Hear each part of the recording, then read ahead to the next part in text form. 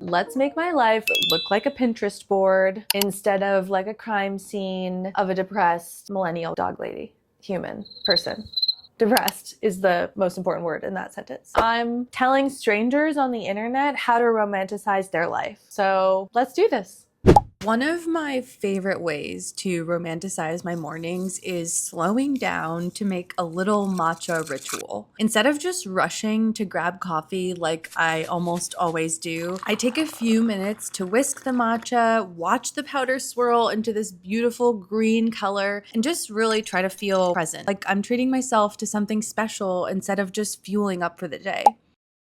Romanticizing your life can be so simple, you guys, like wearing a pair of pajamas that feel luxurious all day long, or I don't know, pouring your Coke into a wine glass just because it feels fancy, or lighting a candle in the middle of the day, no occasion necessary. Little rituals like these turn the most ordinary moments into something so beautiful for me.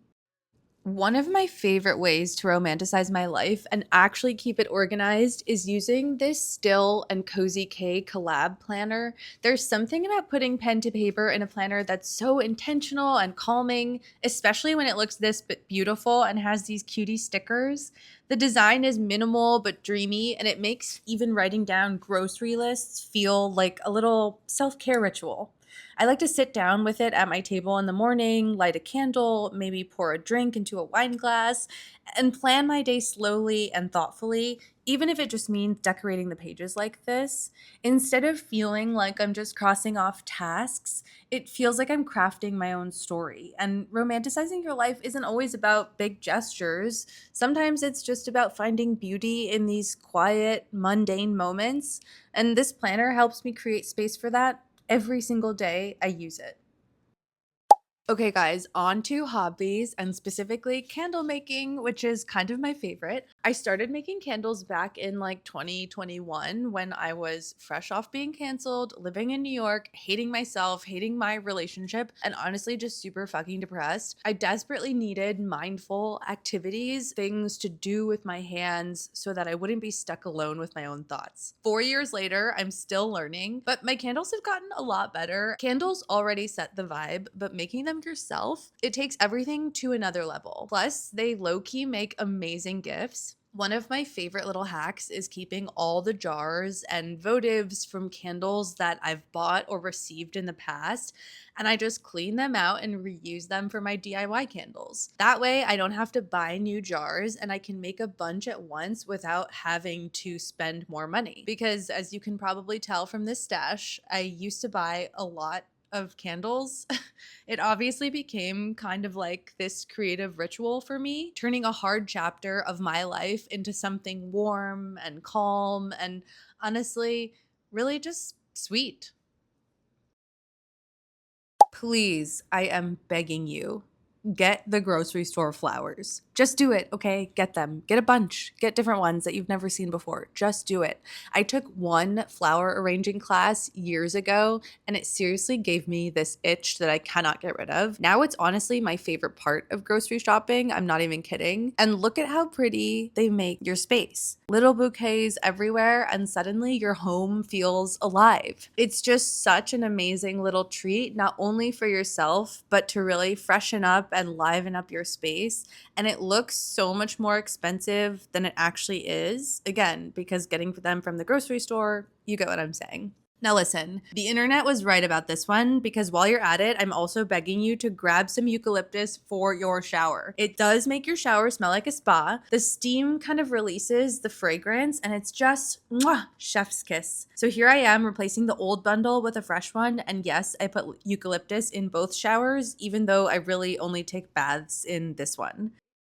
Okay, y'all, while we're still in the bathroom, let's talk about romanticizing your life through self-care. Taking a little extra time to care for yourself and just slow down, which to me is peak romantic energy. My neighbor and friend Savannah got an extra PR package from Briogeo and was so kind enough to give it to me.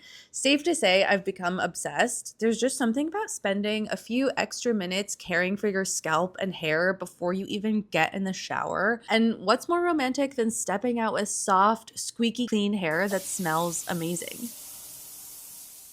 Okay, let's talk about maybe the ultimate way to romanticize your life, taking a bath. First of all, the plush robe is non-negotiable. I put it on while the water runs, light a few candles, and already I feel like I'm in some dreamy little spa at home. Then, fancy bath bombs.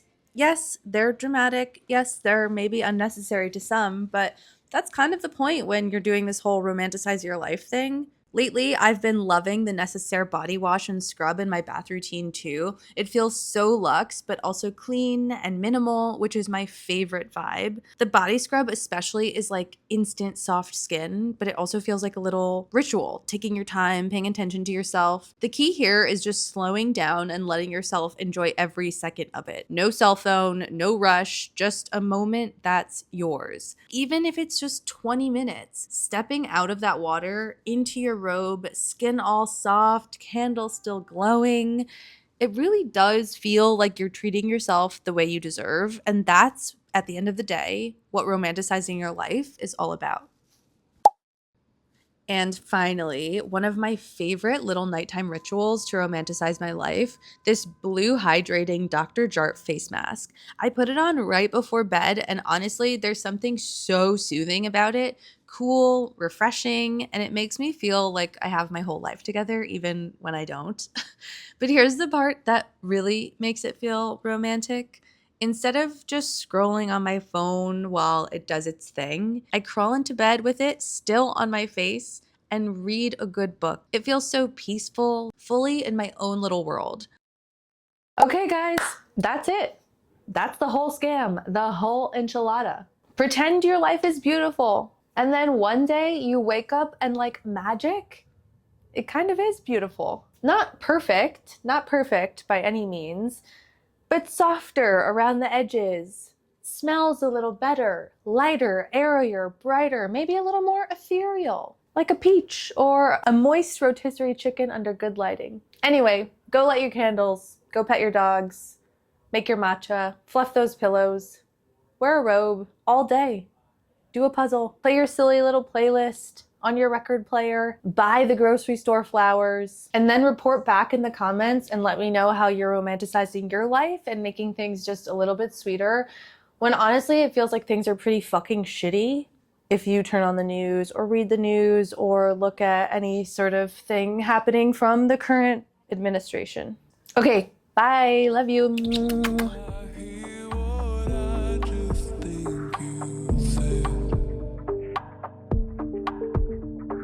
Say